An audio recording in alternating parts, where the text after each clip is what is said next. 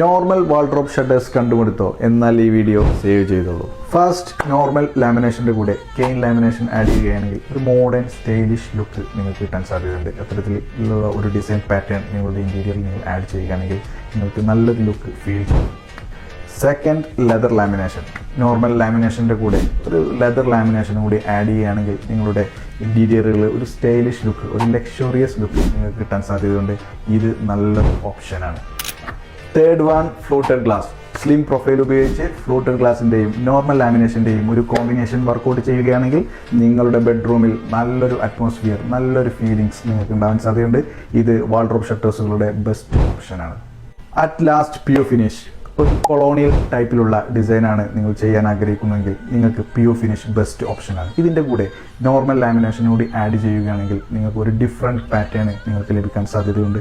ഇത് ഒരു നല്ല ഓപ്ഷനാണ്. ഇത്തരത്തിലുള്ള ഇൻഫോർമേറ്റീവ് ആയിട്ടുള്ള വീഡിയോസിന് നിങ്ങൾ ഫർമിയുടെ പേജ് ഫോളോ ചെയ്യൂ.